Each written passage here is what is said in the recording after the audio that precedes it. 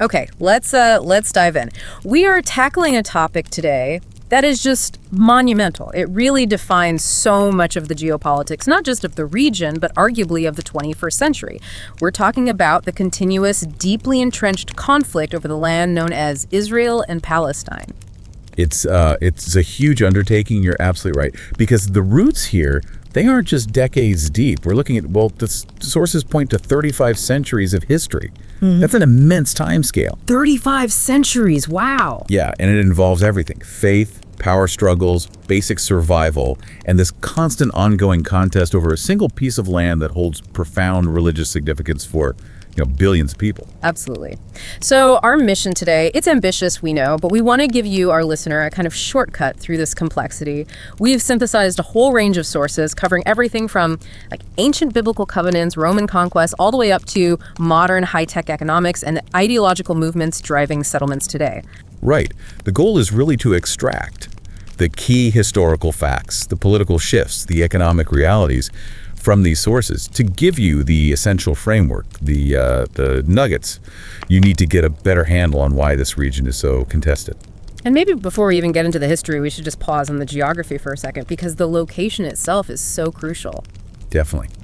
This land, historically called Canaan, sits right there at the eastern edge of the Mediterranean Sea. And you have to picture it's literally the meeting point of Europe, Africa, and Asia. A natural crossroads. Exactly. Yeah. It's been the nexus of trade routes, of empires marching back and forth for millennia. That strategic value is precisely why it's always been so highly prized and, well, perpetually fought over, ruled by one civilization after another. Okay, so let's get into those deep roots then. Part one. We need to start way back, looking at how Jewish identity formed in this specific land. We have to begin with the biblical narrative, right? With Abraham. Yes. The Hebrew Bible, the Old Testament, places the very beginning of this specific story right there. It tells of Abram, living in Mesopotamia, being called by God at the age of 75. 75, that's quite specific. It is. And the call is to leave his home and travel to a land that God promises to him and his descendants, the land of Canaan. This promise, this covenant, is central. And it's sealed when God changes his name from Abram to Abraham, meaning father of many nations. And what's really critical here, something often overlooked, is how this foundational story establishes shared roots, doesn't it, for both Jews and Arabs? Absolutely. Abraham is revered in Judaism, Christianity, and Islam. The narrative describes his two sons, who are central figures in these different traditions. Isaac, born to his wife Sarah, is considered the ancestor of the Jewish people. And Ishmael. And Ishmael, born to Sarah's handmaiden Hagar, is regarded in Islamic tradition as the ancestor of the Arabs. So right at the origin point, you have this shared father figure, this intertwined destiny embedded in the narrative. That shared ancestry is powerful. So from Isaac, the lineage continues. Yes, through Isaac's son Jacob. And Jacob's story is also pivotal. He wrestles with an angel or with God himself, depending on the interpretation, and is given a new name, Israel. Israel, meaning he who struggles with God. Precisely. And Jacob's 12 sons, they become the progenitors of the 12 tribes of Israel. This narrative, this whole sequence, firmly anchors the identity of the Jewish people, their civilization, to this specific geographical location. And, the sources emphasize this civilization was already developing for over 1,000 years before Christianity even emerged. And this connection wasn't just spiritual or ancestral, it became physical, monumental, with the building of the first temple in Jerusalem. Exactly. King Solomon, known as Suleiman in Islamic tradition, is credited with building this first temple, often called Solomon's Temple, on a specific site in Jerusalem, the Temple Mount. This wasn't just any building, it was the absolute center of Jewish religious life. What was its significance? It represented the formal rejection of idol worship. It was where the Ark of the Covenant, housing the Ten Commandments, was believed to be kept. It was the focal point of worship, of national identity. And this very site, the Temple Mount, or Haram al-Sharif as it's known in Islam, becomes, well, arguably the single most contested piece of religious real estate on the planet, central to all three Abrahamic faiths. It seems almost inevitable, given that location we talked about, that this period of sovereignty wouldn't last forever. The history is marked by conquest and exile, isn't it? Tragically, yes. Stability was incredibly fleeting. The geography made it vulnerable. The first major blow came around 722 BC. The northern kingdom of Israel, comprising 10 of the 12 tribes, was conquered by the expanding Assyrian Empire. And the Assyrians had a specific policy, didn't they? They did. Mass deportation. They scattered those 10 northern tribes across their empire. These become the famed lost tribes of Israel. Their distinct identity essentially dissolved into the surrounding populations over time. So that leaves the southern kingdom, Judah, centered around Jerusalem. But its turn came too. Yes, about 140 years later, in 586 BC. The Babylonian Empire under Nebuchadnezzar conquered Jerusalem. This was catastrophic. They destroyed Solomon's magnificent first temple, Completely destroyed it. razed it to the ground, according to the historical accounts and archaeological evidence, and they exiled the Judean elite, the leadership, the priests, the artisans to Babylon. This marks the beginning of the first major Jewish diaspora, the Babylonian exile. How did they maintain their identity in exile without the temple, without their land? It's quite remarkable, actually. The sources suggest that during those roughly 50 years in Babylon, the community codified many of its religious texts and practices. Synagogues began to emerge as local centers for prayer and study. And the dream of returning, the longing for Zion, for their homeland, became deeply ingrained in their culture and liturgy. It sustained them. And they did eventually return. A significant number did, yes. After the Persian Empire conquered Babylon around 539 BC, the Persian king, Cyrus the Great, issued a decree allowing the exiled Jews to return to Judah and rebuild their temple. So the second temple period begins. Exactly. They rebuilt the temple on the same site in Jerusalem. It wasn't perhaps as grand as Solomon's, according to some accounts, but it restored that central focus of Jewish life and worship for several centuries. But this period, too, was marked by foreign rule, Persian, then Greek under Alexander the Great and his successors. Which leads us to the really pivotal, identity-shattering event for the next 2,000 years, the Roman conquest. Yes. Rome gradually asserted control over the region. There were periods of Jewish autonomy, like the Hasmonean dynasty, but Roman power was growing. Tensions flared, leading to a massive Jewish revolt against Roman rule in the 1st century AD. And the Roman response. Utterly brutal. After a long and bloody siege, Roman legions under Titus conquered Jerusalem in 70 AD. And the defining act of this conquest was the destruction of the Holy Temple, the Second Temple. Just like the Babylonians had destroyed the first. Precisely. But the Romans went further. This wasn't just about military victory. The sources suggest it was about crushing the spirit of Jewish resistance and erasing their national identity tied to that land. How did they do that, beyond destroying the temple? Well, first, there was another massive wave of exile. A huge portion of the Jewish population was killed, enslaved, or forcibly dispersed throughout the Roman Empire. This really solidified the Jewish diaspora communities scattered across North Africa, Europe, the Middle East. And then came the renaming. This seems incredibly significant. It was a deeply symbolic and punitive act. Around 135 AD, after crushing another Jewish revolt led by Bar Kokhba, Roman Emperor Hadrian decided to erase the name Judea from the map. Judea, the heartland of the Jewish people. Exactly. He renamed the province Syria Palestina. He combined the name of the neighboring province, Syria, with Palestina, a name derived from the Philistines. The Philistines, weren't they ancient enemies of the Israelites in the Bible? Precisely. It was a calculated insult, a deliberate attempt to sever the connection between the Jewish people and their ancestral homeland by naming it after one of their historical adversaries. And that name, Palestine, eventually stuck, becoming the common geographical term for the region for centuries, used by subsequent empires. So the people are scattered across the globe, the diaspora. The temple is gone, the land is renamed. Did the hope of return ever fade during those long centuries? The sources are really clear on this.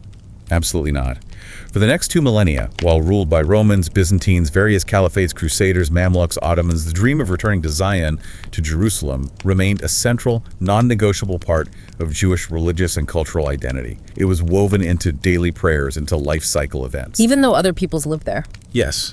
Other groups lived there, populations shifted, but crucially, according to the sources we reviewed, no other distinct group established long-term political sovereignty or a unique national identity centered solely on that specific land during those centuries of Jewish exile. The land was always part of larger empires.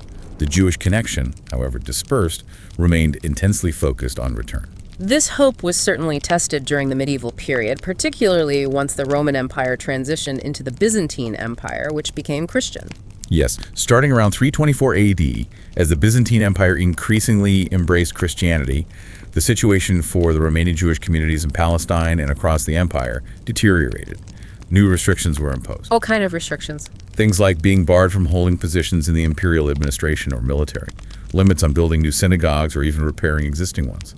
And perhaps most painfully, Jewish entry into Jerusalem itself was often banned or severely restricted. And the justification for this? Often, it was based on theological grounds, blaming the Jewish people collectively for the crucifixion of Jesus Christ. It created a climate of legal discrimination and social hostility. But then the entire geopolitical landscape of the region shifts dramatically again in the 7th century with the rise of Islam. A massive shift. Armies inspired by the new faith of Islam swept out of the Arabian Peninsula, conquering vast territories, including Palestine, from the Byzantines around 638 AD. How did this impact the Jewish communities there? Was it better or worse than Byzantine rule? It was different. Under the early Islamic caliphates, the Rashidun, then the Umayyads, the policies towards Jews generally changed. For instance, the ban on Jews entering Jerusalem was lifted. They were allowed to return. So an improvement. In some ways, yes, compared to the later Byzantine restrictions. Under Islamic law, Jews and Christians were considered al-Kitab, or people of the book. They shared the monotheistic tradition originating with Abraham. So they were tolerated. Tolerated and granted a protected status, known as dhimmi. This meant they could practice their religion and manage their communal affairs. But, and this is a crucial, but it was a conditional tolerance. What were the conditions? The main one was the payment of a special poll tax called the jizya. This tax was levied specifically on non-Muslim adult males. It symbolized their subordinate status within the Islamic State. There were often other social and legal restrictions too, limitations on building synagogues higher than mosques, on riding horses, on testifying against Muslims in court. So protected, but definitely second-class citizens. Essentially, yes. It allowed Jewish communities to survive and sometimes even flourish. Places like Tiberias and Safed became important centers of Jewish learning again, but their status was legally inferior to Muslims. This period of, let's call it, structured coexistence under Islamic rule was then violently interrupted by another major historical force, the Crusades. Yes. Starting in 1095 and lasting intermittently for almost 2 centuries, European Christian powers launched a series of military campaigns. The Holy Wars, aimed at wresting control of the Holy Land, particularly Jerusalem, from Muslim rule. And this wasn't just a conflict fought over there, was it? The violence started in Europe itself. Tragically, yes. The sources note that some of the early waves, like the disorganized People's Crusade, saw Christian fanatics turn their violence against Jewish communities along their route in the Rhineland in Germany. Horrific massacres occurred before they even reached the Middle East. And when the main Crusader armies did reach Jerusalem in 1099. The accounts describe an absolute bloodbath. After breaching the city walls, the Crusaders indiscriminately slaughtered tens of thousands of the city's inhabitants, Muslims and Jews alike. Are there specific accounts of what happened to the Jewish community? Yes. One particularly harrowing detail mentioned in several sources is that a large group of Jerusalem's Jews sought refuge in their main synagogue. The Crusaders sealed the building and set it on fire, burning them all alive.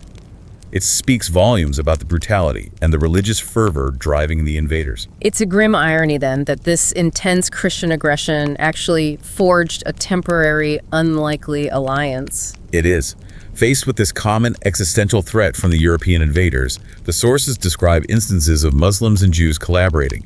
They fought side by side in the defense of cities like Jerusalem and Haifa, trying to prevent the Crusaders from taking control. How long did Crusader rule last in Jerusalem? Their kingdom was relatively short-lived in the grand scheme. The famous Muslim leader Saladin recaptured Jerusalem in 1187, ending the major period of Crusader control over the city, though coastal Crusader states lingered longer. After Saladin's victory, the land returned to Muslim rule, eventually under the Mamluks, and then significantly, the Ottomans. Okay, that sets the stage. We've covered millennia of shifting empires and religious claims. Now let's transition to part 2, the road to modern statehood. This brings us closer to the immediate roots of the current conflict, starting with the long era of Ottoman rule. Right. The Ottoman Empire took control of Palestine around 1517, and their rule lasted for 4 centuries, right up until the end of World War I in 1917. That's a long period of relative stability, at least initially. Was the region prosperous under the Ottomans? Initially, yes. The early Ottoman centuries saw some investment and administrative order. But as the wider Ottoman Empire began its long, slow decline from the 17th century onwards, Palestine suffered too. The sources we looked at describe it by the 19th century as becoming a sparsely populated, impoverished, barren area. Neglected, essentially. So while Palestine itself was relatively stagnant under the late Ottomans, something profoundly important was stirring in Europe concerning this land: the birth of modern political Zionism. Exactly. In the late 19th century, a new movement emerged among European Jews, Zionism. This wasn't just about the age-old religious yearning for Zion. It was a modern political movement aimed at establishing a Jewish nation-state. What drove its emergence then? Primarily, it was a direct response to two alarming trends in Europe. First, the rise of modern, often violent anti-Semitism, particularly the brutal pogroms, anti-Jewish riots, and massacres sweeping across Eastern Europe, especially the Russian Empire. And the second factor? The failure of assimilation in Western Europe. Even in supposedly enlightened countries like France, Jews faced discrimination and suspicion. The infamous Dreyfus Affair was a major catalyst here. Can you remind us briefly what the Dreyfus Affair was? Alfred Dreyfus was a Jewish officer in the French army who, in 1894, was falsely convicted of treason. The evidence was flimsy, later proven forged, but the case exposed the deep vein of anti-Semitism running through French society. It showed many Jews that even full citizenship and patriotism couldn't guarantee acceptance or safety. And the key figure who synthesized these concerns into a political program was Theodor Herzl. Yes, Herzl was a Viennese journalist covering the Dreyfus Affair in Paris. Witnessing the mobs shouting, "Death to the Jews," convinced him that anti-Semitism was an intractable problem in Europe. Assimilation hadn't worked. Tolerance was fragile. So what was his solution? Radical and political. He argued in his hugely influential pamphlet, Der Judenstaat, the Jewish State, published in 1896, that the only viable solution was for Jews to leave Europe and establish their own independent sovereign state. He believed this was necessary to escape anti-Semitism, achieve self-determination, and normalize the status of the Jewish people. And he didn't just write about it, he organized. He was a relentless organizer. In 1897, he convened the first Zionist Congress in Basel, Switzerland. This brought together Jewish delegates from across the world, established the World Zionist Organization, and laid out the practical and political foundations for achieving a Jewish homeland, with Palestine being the overwhelmingly preferred location due to its historical and religious significance. This burgeoning political movement then received a massive, albeit deeply ambiguous, boost during World War I, the Balfour Declaration of 1917. Yes, this was a short letter from the British Foreign Secretary, Arthur James Balfour, to Lord Rothschild, the prominent British Jewish leader. It stated that the British government viewed with favor the establishment in Palestine of a national home for the Jewish people. That sounds like a clear endorsement, but you said ambiguous. Highly ambiguous, and the context is crucial and, frankly, quite dark according to the sources. Firstly, the declaration also contained a caveat, it being clearly understood that nothing shall be done which may prejudice the civil and religious rights of existing non-Jewish communities in Palestine, a clause that immediately set up inherent contradictions. Okay, so a conflict baked in from the start. What about the context you mentioned, Balfour himself? This is where it gets really uncomfortable. The sources we consulted note that Arthur Balfour, the author of this pivotal declaration, held views that today would be clearly identified as anti-Semitic. He was known to express concerns about Jewish influence and character. Wait, hold on. The man who authorized the foundational document supporting a Jewish national home was an anti-Semite. How does that make sense? It's a deeply troubling paradox. The sources suggest his motivations were complex and not entirely philo-Semitic. For instance, Balfour had supported the 1905 Aliens Act in Britain, a piece of legislation specifically aimed at curbing the influx of Jewish immigrants fleeing pogroms in Russia. He apparently viewed them as an alien element that couldn't integrate well into British society. So his support for Zionism wasn't necessarily about helping Jews, but maybe about encouraging them to leave Europe. That's precisely the interpretation offered in some of the sources. It's argued that Balfour and others in the British establishment saw Zionism as a convenient solution to what they termed the Jewish question in Europe. Supporting a Jewish homeland far away in Palestine could be seen as a way to ease the historical discomfort, as one source puts it, caused by the Jewish presence within Western Christian civilization. A presence they felt Europe could neither fully expel nor successfully assimilate. That puts a very different, much more cynical light on the Balfour Declaration. It wasn't just about Jewish aspirations, but also about British imperial interests and potentially anti-Semitic preferences. It highlights the incredibly complex and often contradictory forces at play. Britain was also making promises to Arab leaders about independence in exchange for help against the Ottomans. They were playing multiple sides. Okay, so World War I ends. The Ottoman Empire is dismantled. And Britain gets the League of Nations mandate to administer Palestine. What happens next? This period, from roughly 1920 to 1948, sees a dramatic intensification of all the trends we've discussed. Under British administration, Jewish immigration, the Aliyah, surged. Driven by what? Initially by the growing Zionist movement and worsening conditions in parts of Europe, like Poland. But then, catastrophically, by the rise of Nazism in Germany in the 1930s and the Holocaust during World War II, the sources note over 100,000 German Jews fled to Palestine just in the initial years after Hitler came to power, seeking refuge. And this massive influx inevitably collided with the people already living there. Absolutely. The Arab population of Palestine, who had lived under Ottoman rule for centuries, were also developing their own sense of national identity, Palestinian nationalism. They too desired independence as the Ottoman Empire collapsed. The increasing Jewish immigration, land purchases, and the stated goal of establishing a Jewish national home were seen as a direct threat to their aspirations, their land, their future. So you have two competing national movements laying claim to the same territory. Exactly. A classic clash of nationalisms fueled by historical grievances, demographic shifts, and competing visions for the future of the land. During this mandate period, the Zionist movement wasn't just focused on immigration. It was actively building the foundations of a state, particularly economically. This brings us to the Histadrut. Right. The Histadrut, the General Organization of Workers in Israel, was founded in 1920. But it was far more than just a trade union. It was a central pillar of the Yishuv, the pre-state Jewish community in Palestine. What did it actually do?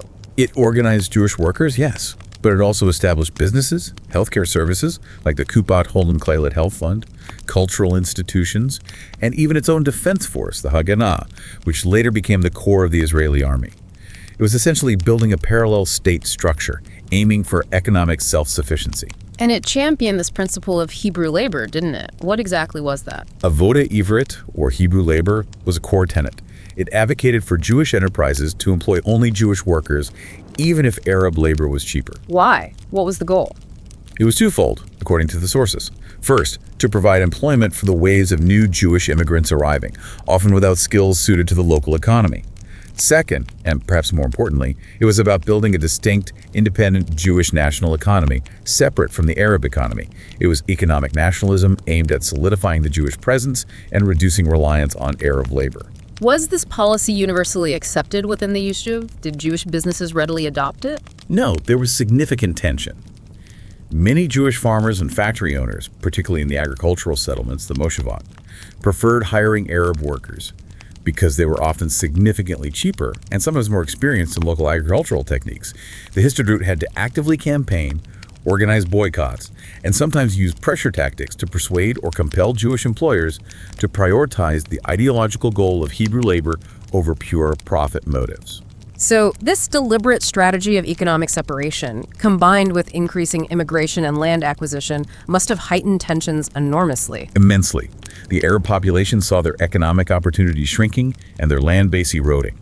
This sense of injustice, coupled with political frustration over the lack of progress towards their own independence and the perceived British bias towards Zionist goals, eventually boiled over. Which led to the Arab Revolt of 1936-1939. Yes, this was a major, sustained uprising across Palestine.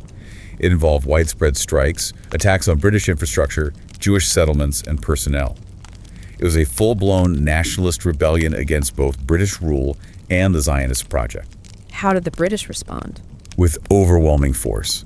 The sources describe a brutal suppression campaign involving mass arrests, house demolitions, including the infamous razing of large parts of the old city of Jaffa, a key center of the revolt, punitive measures against villages, and the deployment of tens of thousands of troops. The revolt was eventually crushed, but it left deep scars and further radicalized both sides. It also led Britain to reconsider its pro-Zionist policies, briefly limiting Jewish immigration in the 1939 White Paper, just as the Holocaust was beginning in Europe. As the British mandate was clearly faltering and conflict seemed inevitable, the sources reveal a remarkable level of foresight and preparation on the Zionist side. This brings us to the Village Files project. Yes, this is a fascinating and quite chilling aspect detailed in some of the historical analysis. Starting as early as 1940, under the direction of David Ben-Gurion, who would become Israel's first prime minister, The Zionist leadership initiated a highly systematic intelligence-gathering operation focused on every single Arab village in Palestine. Managed by whom? By a small inner caucus, as one source describes it, of fewer than a dozen key figures within the Haganah Intelligence Service, SHAI, and the Jewish Agency. They understood that detailed knowledge of the Arab landscape would be crucial in any future conflict for control of the land. What kind of information were they collecting in these village files? It was incredibly comprehensive. Detailed topographical maps of each village and its surroundings, road access, water sources, quality of land for agriculture, the village's economic structure, clan affiliations, internal politics. Anything else? Yes, and this is particularly telling. They researched the history of each village, sometimes looking for supposed ancient Hebraic origins information that could potentially be used later to justify claims or dispossession. And critically, they compiled lists of wanted individuals in each village. Wanted for what? These lists included local leaders, political activists, anyone known to have participated in the 1936-39 Arab revolt against the British or Zionists, or anyone perceived as potentially hostile to the Zionist project. This intelligence could be used for targeted operations, arrests, or elimination during a conflict. And this wasn't just passive data collection from afar, was it? It involved actual field work, reconnaissance. Absolutely. The sources describe training programs, for instance, at a youth village called Shafea, where young Jewish recruits, often disguised as Arabs, were trained in reconnaissance techniques.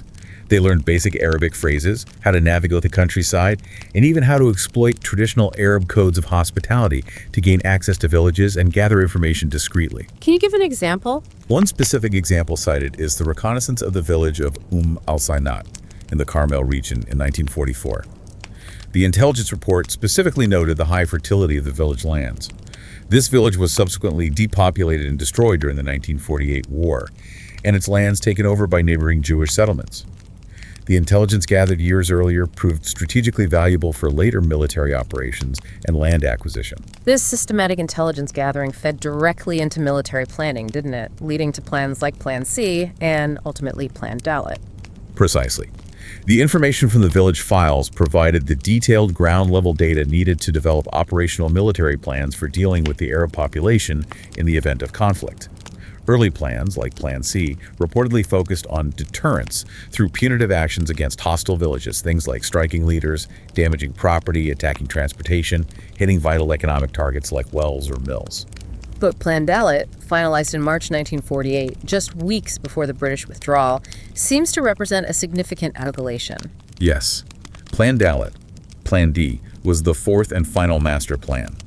While often presented by Israeli sources as defensive, aimed at securing the borders of the proposed Jewish state outlined in the UN partition plan against anticipated Arab invasion. Many historians, particularly the new historians and Israel and Palestinian scholars, interpret it differently based on the text and its implementation. How do they interpret it? They argue Plan Dalet was essentially an offensive blueprint for the systematic conquest and depopulation of Arab villages and towns, both inside and, crucially, outside the borders allocated to the Jewish state by the UN plan. It aimed to create a contiguous and defensible Jewish territory, largely emptied of its potentially hostile Arab population before the surrounding Arab states could intervene effectively. It sealed the fate, as one source puts it, of the Palestinians living within the territory coveted for the Jewish state. That meticulous preparation brings us right to the precipice. Part 3. War, birth, and displacement. The years 1947 to 1949. Britain, exhausted after World War II and unable to resolve the conflict, announces it's terminating its mandate and handing the problem over to the United Nations. Right. The UN responded by creating UNSCUP, the United Nations Special Committee on Palestine, composed of representatives from 11 neutral countries. They toured the region, heard testimonies, and came back with a majority recommendation. Which was? The partition of Palestine. They proposed dividing the mandate territory into two independent states, one Arab, one Jewish. Jerusalem and Bethlehem, due to their religious significance, were to be placed under a special international administration. The two states were supposed to be linked by an economic union. How was this proposal received at the UN General Assembly? The vote took place on November 29, 1947. Resolution 181, embodying the partition plan, was adopted by a vote of 33 in favor, 13 against, and 10 abstentions. It required a two-thirds majority of those voting, which it achieved. What was the reaction from the Jewish side? The Jewish Agency, representing the Yishuv, formally accepted the plan. Now, internally, there was criticism. Many felt the proposed boundaries were unfavorable, geographically fragmented, and strategically difficult to defend. Jerusalem wasn't included in the Jewish state, but the leadership, led by Ben-Gurion, prioritized the immediate achievement of statehood and, critically, gaining sovereign control over immigration. That was paramount, especially with hundreds of thousands of Holocaust survivors still displaced in Europe. And the reaction from the Arab side, both the Palestinian Arabs and the surrounding Arab states. Utter and unanimous rejection. They viewed the plan as fundamentally unjust, giving away a significant portion of their homeland, including some of the most fertile land, to a minority population largely composed of recent immigrants. They argued it violated the principle of self-determination for the Arab majority. Did they make counter-proposals? They advocated for a single, independent Palestinian state with protections for the Jewish minority. But that partition plan had the momentum at the UN. The Arab states made it clear they would oppose partition by force if necessary. And the sources mention specific warnings issued at the UN. Yes, leaders like Iraq's Foreign Minister Fidel Jamal and Egypt's Haikal Pasha explicitly warned the General Assembly that imposing partition against the will of the Arab majority would destroy peace in the region. They also warned ominously that it could endanger the status and safety of long-established Jewish communities living within their own countries who had previously lived in relative harmony. Did violence escalate immediately after the UN vote? Yes. The period between the UN vote in November 1947 and the British withdrawal in May 1948 saw the conflict intensify dramatically into a full-scale civil war between the Jewish and Arab communities within Palestine. Militias on both sides clashed, attacks on civilians increased, and the Haganah began implementing aspects of planned delay, seizing strategic locations and villages. Then came the official end of the British mandate. On May 14, 1948, the British mandate officially expired. On that same afternoon, in Tel Aviv, David Ben-Gurion formally declared the establishment of the State of Israel. An independent sovereign state. And the response from the neighboring Arab countries was immediate. Immediate and hostile. Within hours, armies from 5 Arab nations, Egypt, Syria, Transjordan, now Jordan, Lebanon, Iraq, invaded the territory of the former mandate, including the areas designated for the Jewish state by the UN plan. Their stated goal was to prevent the establishment of Israel and secure the whole of Palestine for the Arabs. This marks the beginning of the First Arab-Israeli War, known in Israel as the War of Independence. How did this war unfold? The new Israeli state was facing multiple invading armies simultaneously. It was a desperate fight for survival for Israel. Initially, the Arab armies made some gains, but the Israeli forces, primarily the Haganah, rapidly reorganized into the Israel Defense Forces, IDF. They were generally better organized, motivated, and eventually better equipped, partly due to arms smuggled from Czechoslovakia. After about 15 months of intense, often brutal fighting, broken by several truces, the IDF managed to halt the Arab advance and then push back, gaining significant ground. What were the final outcomes on the ground when armistice agreements were signed in 1949? Israel ended up controlling considerably more territory than it had been allocated under the original UN partition plan, about 78% of Mandate Palestine. This included West Jerusalem, the Galilee, and significant parts of the Negev Desert. Egypt took control of the Gaza Strip, and Transjordan annexed the West Bank, including East Jerusalem and the Old City. The proposed independent Arab state never came into being. So for Israel, it's the War of Independence, a triumphant birth narrative. But for the Palestinians, this same period is remembered very differently, as the Nakba. Yes, Nakba means catastrophe in Arabic. This term refers to the profound trauma of the dispossession and displacement of the Palestinian Arab population during the 1947-1949 conflict. And the sources we looked at draw a direct line between the events of the Nakba and the implementation of Plan Dalet, don't they? They do. Historians arguing for this connection point to the specific methods outlined in Plan Dalet and how they were systematically applied on the ground by Haganah and IDF units. These methods weren't just about fighting armies. They were about dealing with the civilian population. What were these methods specifically? The plan authorized, and the historical record shows, actions like large-scale intimidation campaigns to induce flight, siege and bombardment of Arab towns and villages, setting fire to homes, crops, and property, expulsion orders forcing inhabitants to leave, and the systematic demolition of captured villages. Demolition to prevent return. Exactly. Sources describe units being tasked specifically with destroying houses after a village was emptied, making it physically impossible for residents to come back. And in some cases, planting mines in the rubble was explicitly mentioned as a tactic to deter any attempts at return. This was about creating irreversible facts on the ground. What was the scale of this displacement? How many people were affected? The figures are staggering and still debated slightly, but the generally accepted estimate, cited in UN reports and numerous historical studies, is that over 750,000 Palestinian Arabs were uprooted from their homes. This represented more than half of the entire native Arab population of Mandate Palestine at the time. 750,000 people, and what about their communities? Along with the human displacement, the physical landscape was altered. Around 531 Arab villages were depopulated and subsequently destroyed or resettled by Jews. In addition, 11 major urban neighborhoods in cities like Jaffa, Haifa, and West Jerusalem were emptied of their Arab inhabitants. Was there a specific event that acted as a catalyst for the mass flight? Fear seems to have played a major role. Fear was definitely a major factor, fueled by the fighting itself, by psychological warfare tactics, and by accounts of atrocities. One event frequently cited as pivotal in spreading panic was the massacre at the village of Deir Yassin near Jerusalem on April 9, 1948. What happened at Deir Yassin? Two right-wing Jewish paramilitary groups, the Irgun and Lehi Stern Gang, operating outside the main Haganah command structure at that time, attacked the village and killed a large number of its inhabitants. Estimates range from around 100 to over 200, including many women and children. News of the massacre, sometimes exaggerated for propaganda purposes by both sides, spread rapidly and terrified Arab communities across Palestine, convincing many that flight was their only option for survival. So the Nakba wasn't just about people fleeing the fighting. It involved deliberate expulsion and actions designed to instill fear. The historical consensus now, including among many Israeli historians, acknowledges that the Palestinian exodus was a result of multiple factors.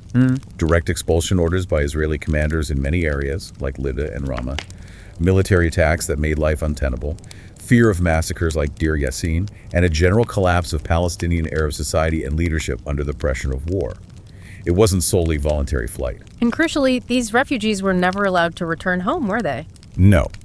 After the 1949 armistice agreements, Israel passed laws, like the absentees property law, which effectively confiscated the land and property of the refugees and prevented their return. Cities like Jaffa became predominantly Israeli cities. The hundreds of thousands of refugees ended up in hastily constructed camps in the surrounding Arab regions. The West Bank under Jordanian control, Gaza under Egyptian control, Lebanon, Syria, Jordan. These camps, initially meant to be temporary, became permanent fixtures, breeding grounds for poverty, resentment, and the ongoing Palestinian demand for a right of return. The Nakba created an enduring refugee crisis that remains unresolved to this day. The outcome of the 1948 war, or the Nakba, created a new, unstable reality, but it certainly didn't end the conflict, which brings us to part 4. The permanent conflict, focusing on the period from 1967 onwards, marked by occupation and settlements. The next defining moment is undoubtedly the Six-Day War in 1967. Absolutely. The 2 decades between 1949 and 1967 were tense, marked by border skirmishes, Fedayeen raids from Arab territories into Israel, and Israeli retaliatory operations. The rhetoric remained extremely hostile. What triggered the 1967 war specifically? Tensions escalated dramatically in the spring of 1967. Egypt's President Gamal Abdel Nasser moved troops into the Sinai Peninsula, demanded the withdrawal of UN peacekeeping forces stationed there since the 1956 Suez Crisis, and then, crucially, announced the closure of the Straits of Tiran to Israeli shipping. Which Israel viewed as a casus belli, an act of war. The Straits of Tiran were Israel's only maritime access to the Red Sea and East Africa from its southern port of Eilat. Closing them was seen as an economic blockade and an existential threat. Coupled with increasingly belligerent rhetoric from Arab leaders and military pacts being signed between Egypt, Syria, and Jordan, the Israeli leadership felt an attack was imminent. So Israel struck first? Yes.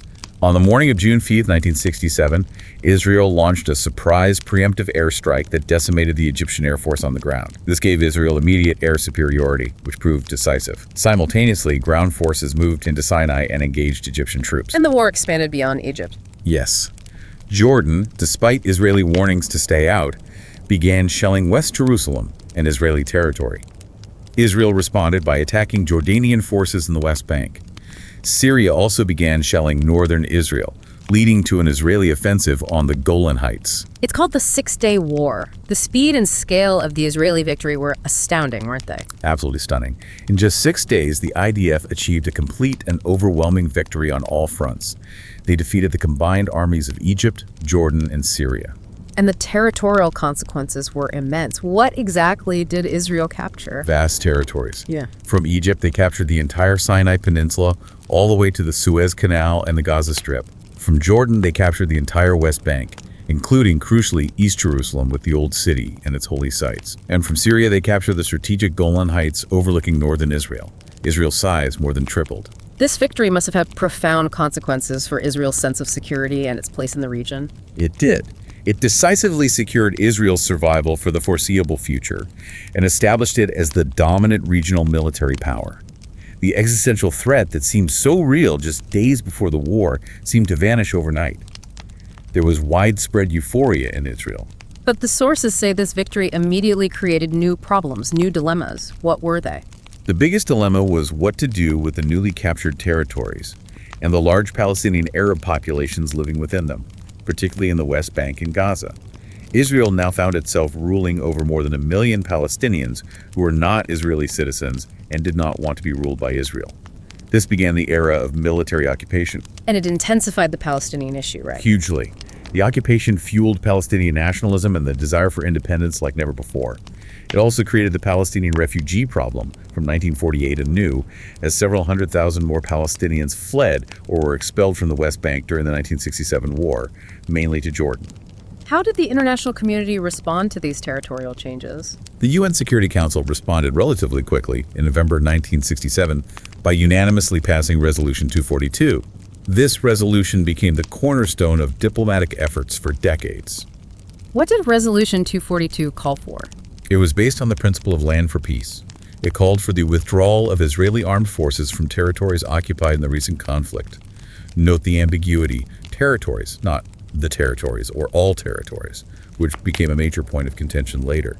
In exchange, it called for the termination of all claims or states of belligerency and respect for the right of every state in the area to live in peace within secure and recognized boundaries. Did it mention the Palestinians specifically? Only indirectly. It called for achieving a just settlement of the refugee problem. It didn't explicitly endorse Palestinian statehood at that time.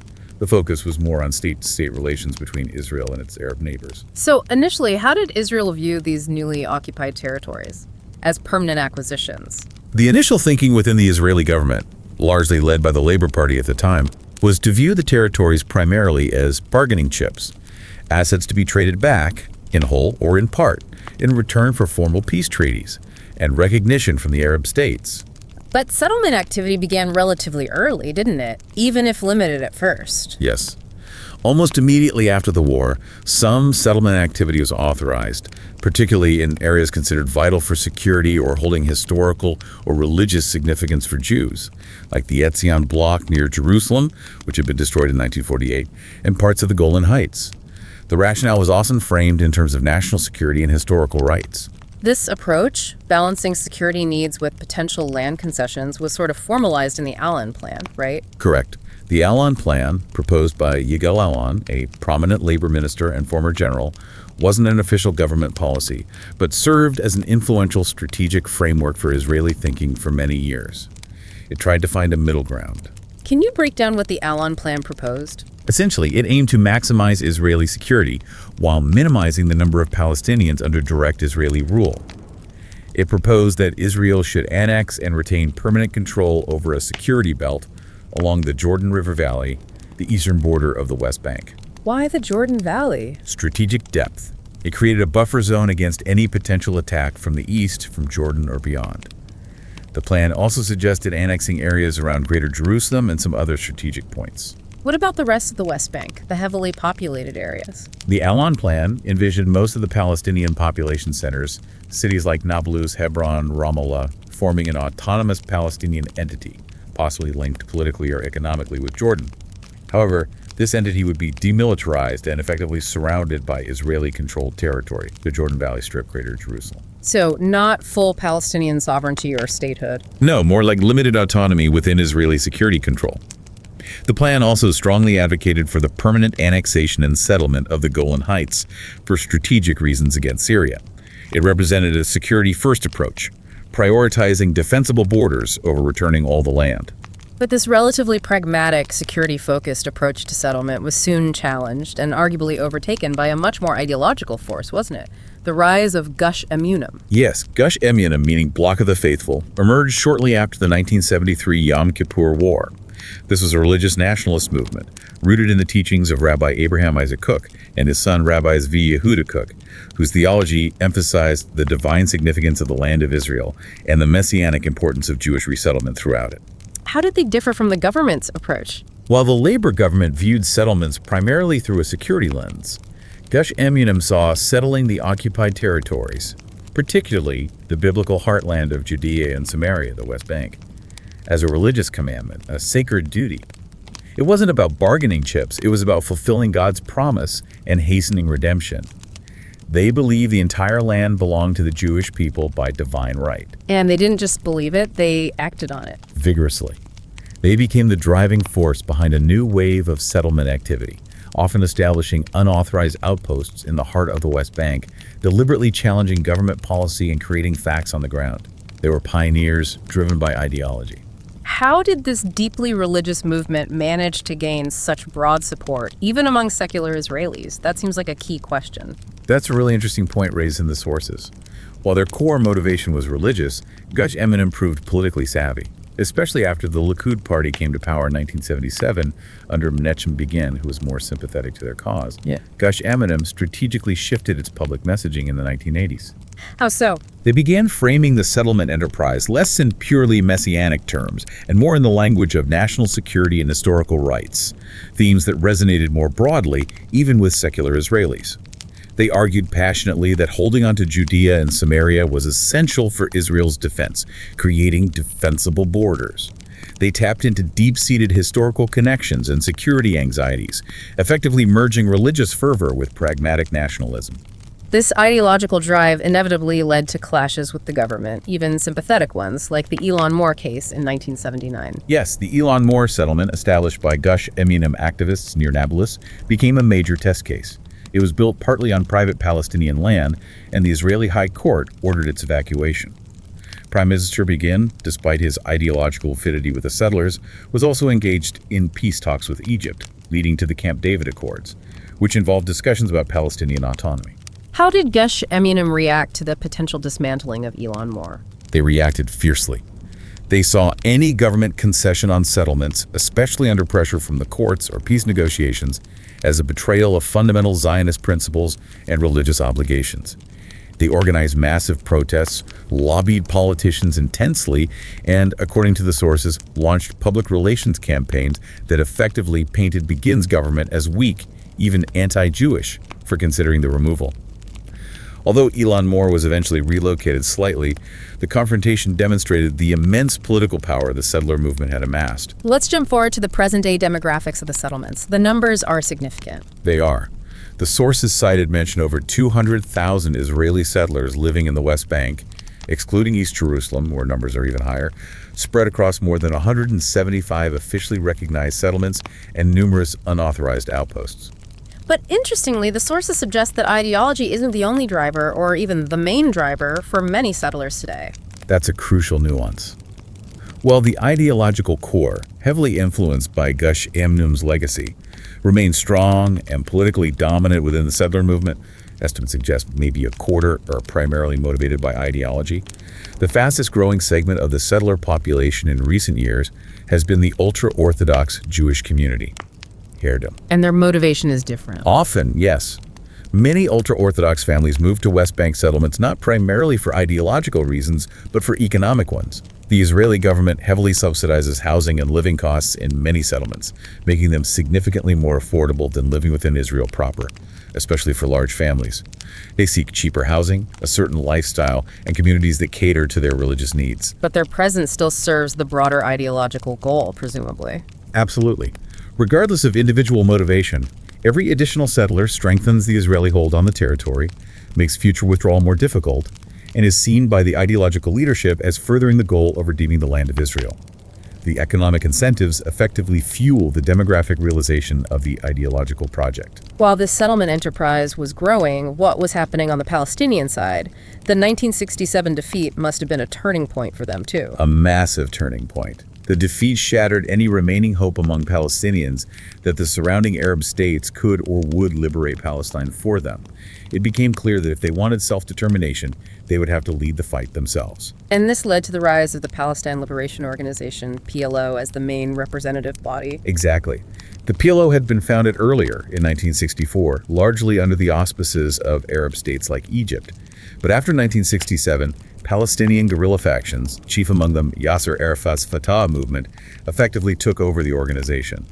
Arafat became PLO chairman in 1969. How did the PLO strategy change under Arafat? It transformed from a largely symbolic organization, as one source put it, into a battle movement.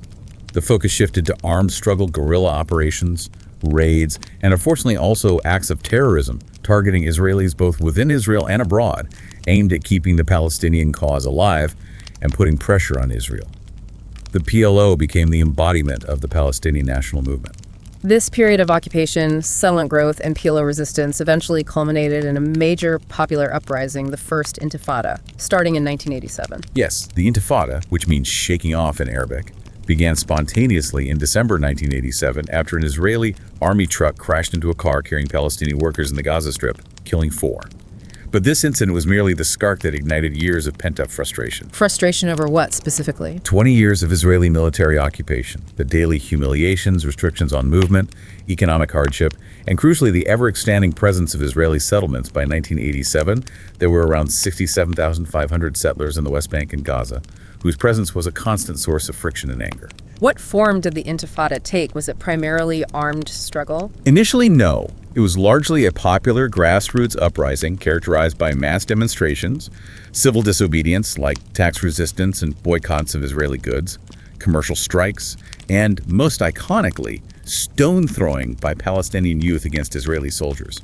While the PLO leadership outside tried to co-opt and direct it, much of the energy came from local committees and activists on the ground. What were the major consequences of the First Intifada? It had several profound impacts. First, it put the Palestinian issue squarely back on the international agenda after years of relative neglect. The images of teenagers fighting soldiers with stones generated considerable international sympathy for the Palestinians. Second, it forced King Hussein of Jordan in 1988 to formally renounce his kingdom's administrative and legal claims to the West Bank, effectively recognizing the PLO as the sole legitimate representative of the Palestinian people there. And a third consequence related to the rise of new groups. Yes, very significantly. The Intifada coincided with, and arguably fueled, a growing disillusionment among Palestinians with the secular nationalism of the PLO, which seemed unable to end the occupation. This created fertile ground for the rise of Islamist movements offering a different path. Groups like Hamas, the Islamic resistance movement, and Islamic Jihad emerged as significant players during the Intifada, challenging the PLO's dominance by combining Palestinian nationalism with Islamic ideology and providing social services alongside armed resistance. Their rise added another complex layer to the conflict. Okay, the First Intifada really shifted the dynamics. It created pressure and maybe opened a window, however briefly, for diplomacy.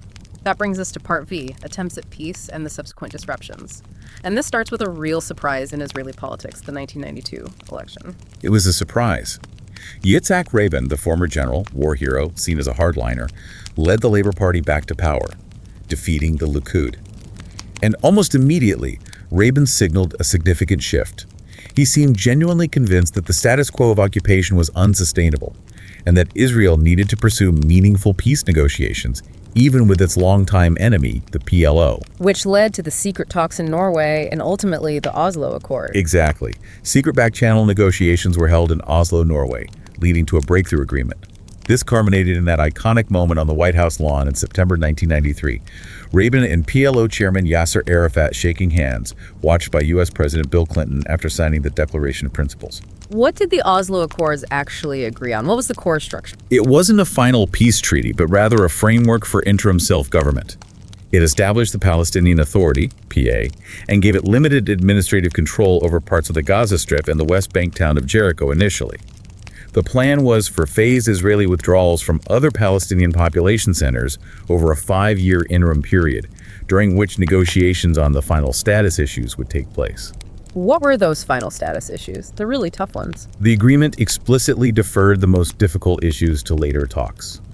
The final borders between Israel and a future Palestinian entity, the status of Jerusalem, claimed by both sides as their capital, the fate of Israeli settlements, and the Palestinian refugee question, particularly the demand for a right of return to homes in what is now Israel.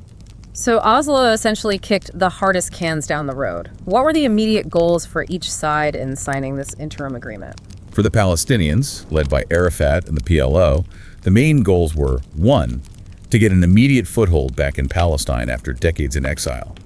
2, to achieve a clear commitment to end settlement construction and begin Israeli withdrawal, hopefully leading towards an independent state based roughly on the 1967 borders.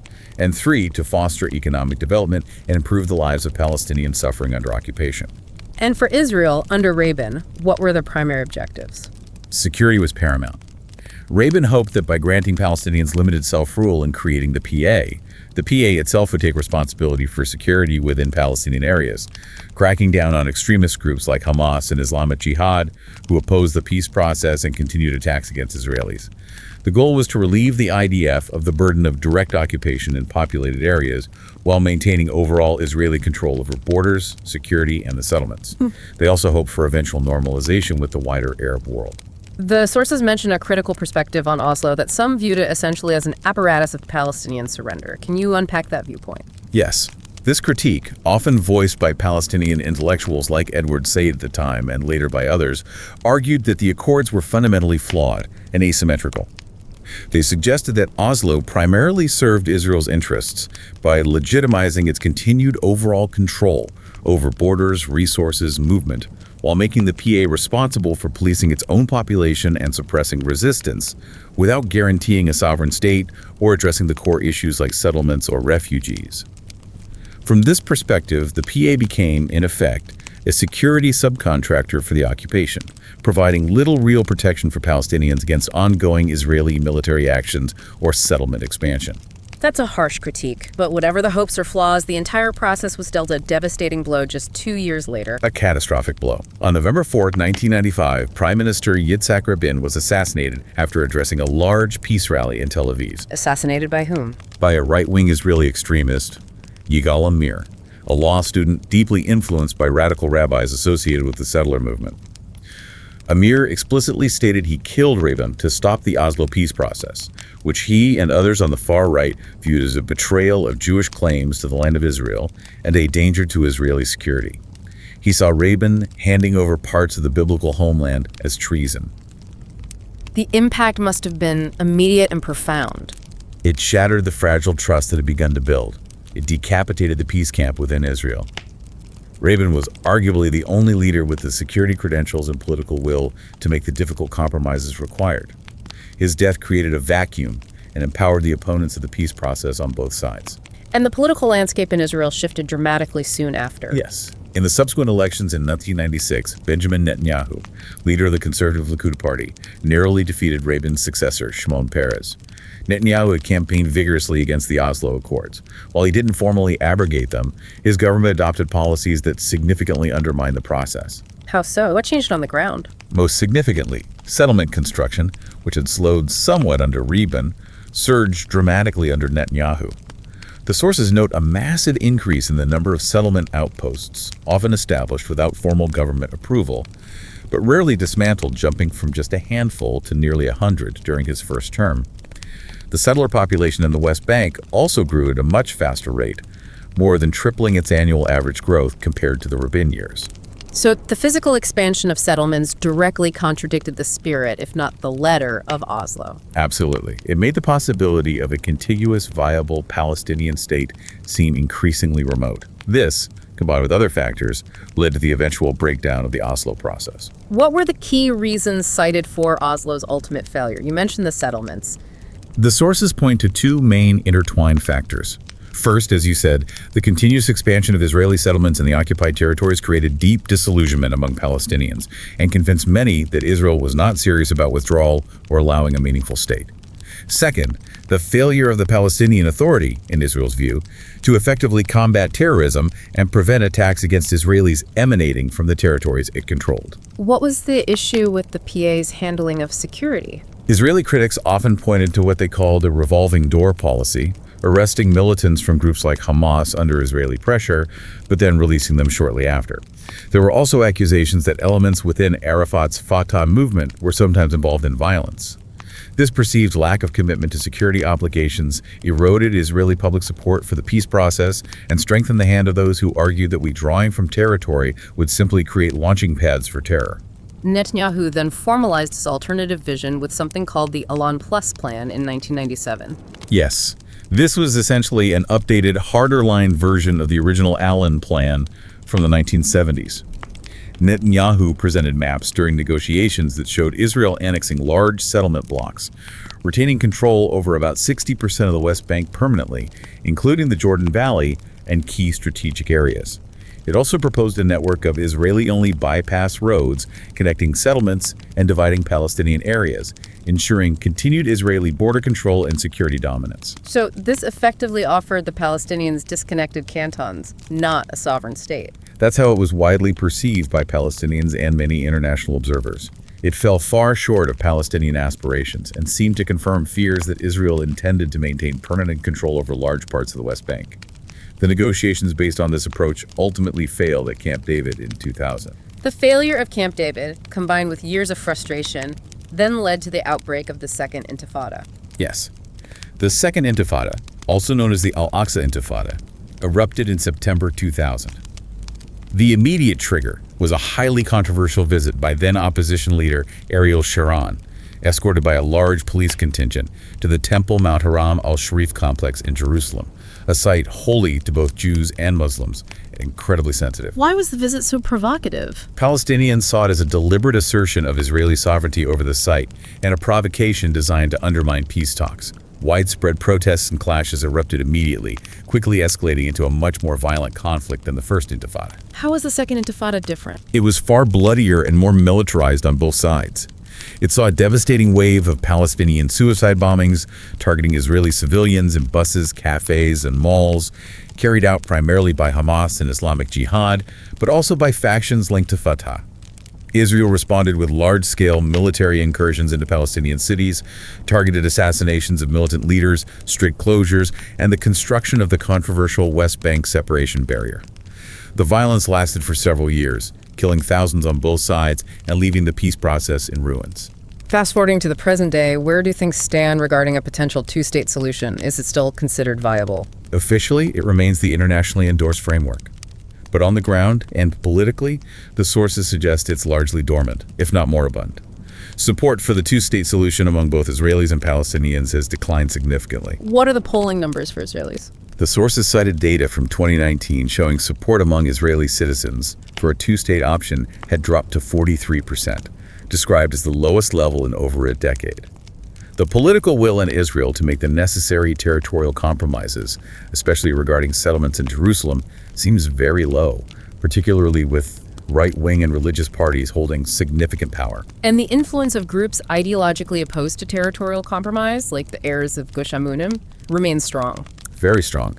These ultra-nationalist and religious groups continue to exert powerful political pressure, viewing any potential concession of land, especially in Judea and Samaria, as a betrayal, as anti-Jewish.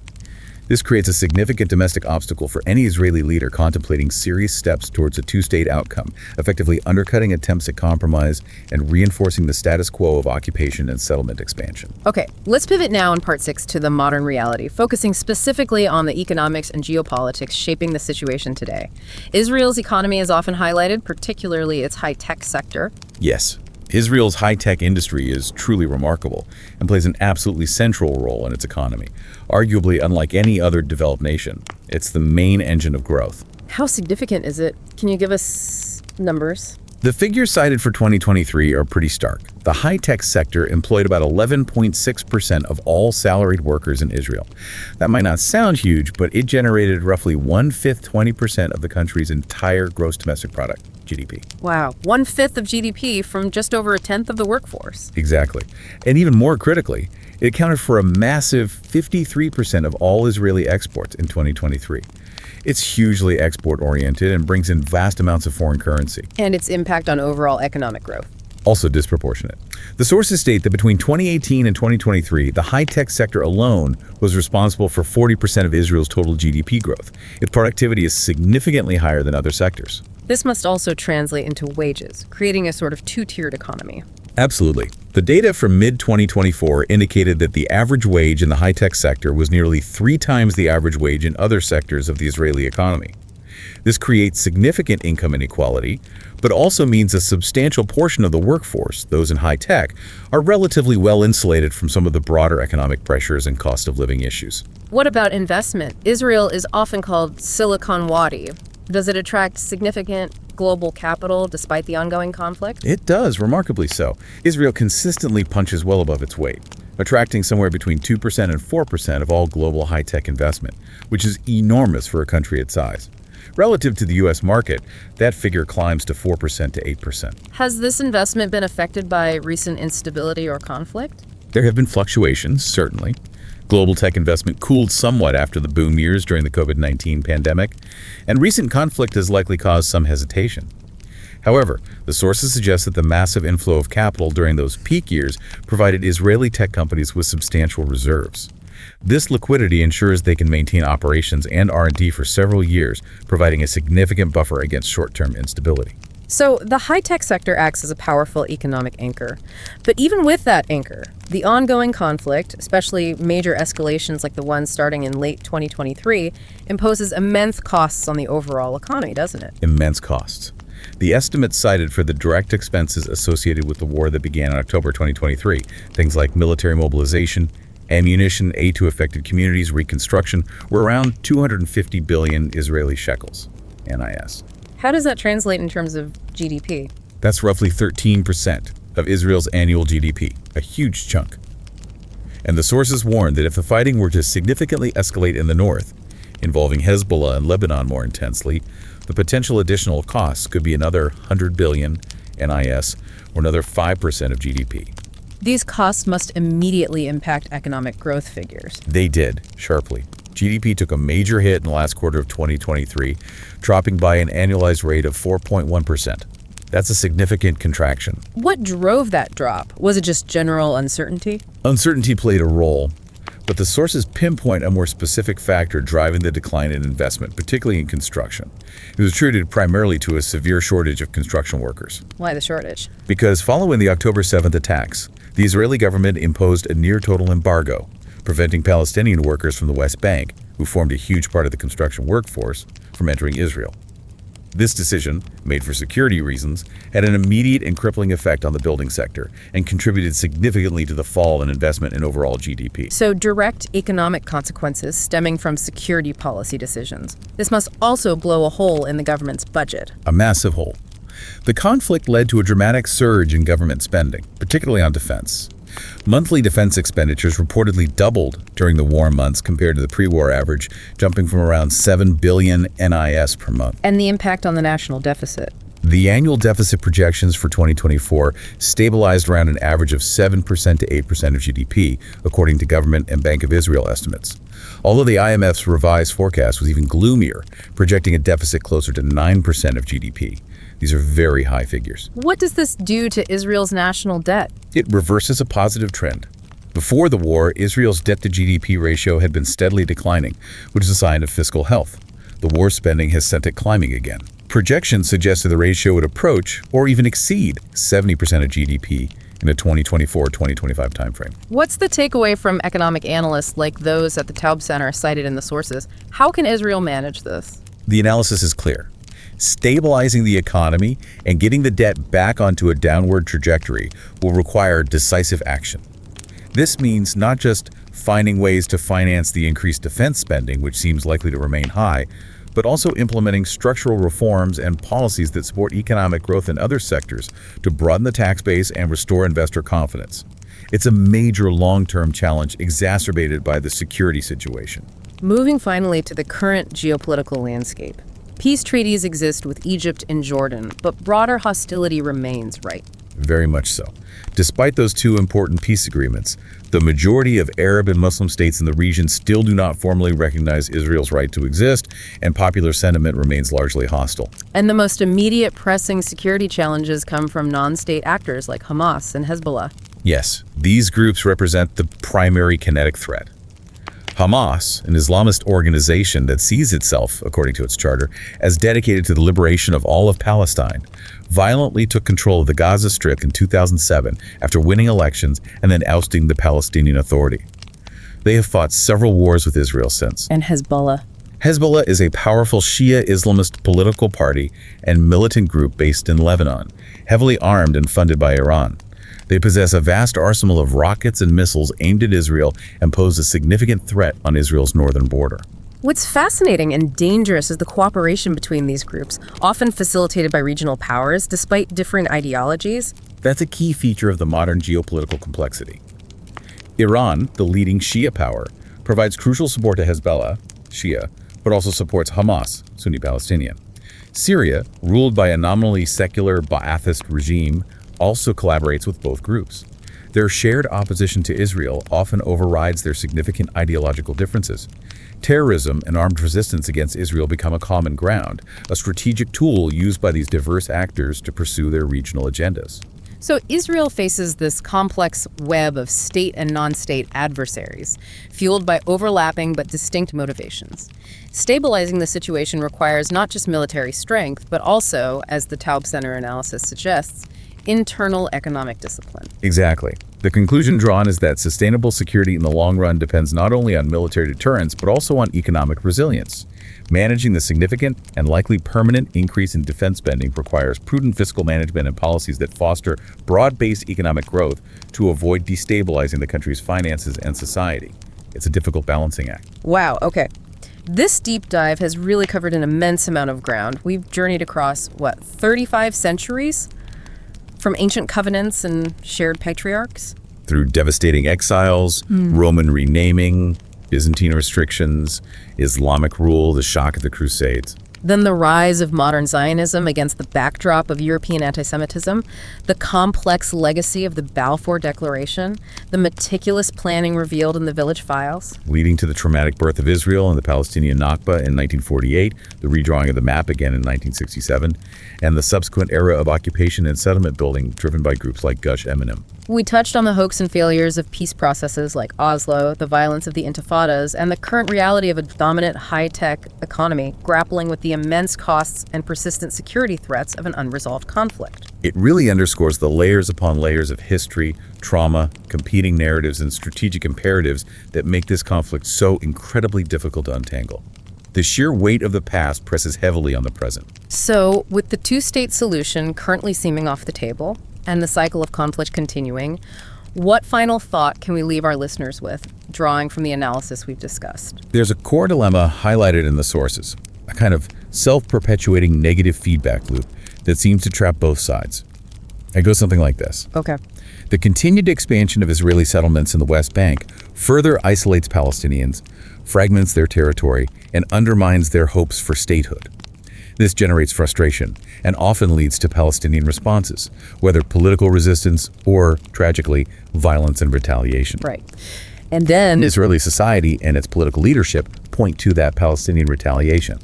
The attacks, the resistance, as proof that Palestinians cannot be trusted, that security requires even greater control, thus justifying further security measures, more restrictions, and implicitly or explicitly the continuation or even expansion of the very settlement project that fueled the frustration in the first place. So it's a vicious cycle. Isolation leads to response, which leads to justification for more control, which leads back to isolation. Exactly. And that cycle makes the fundamental communication, the trust building, the difficult compromises needed from both sides for any viable, lasting solution, whether one state, two states, or something else, extremely difficult to achieve.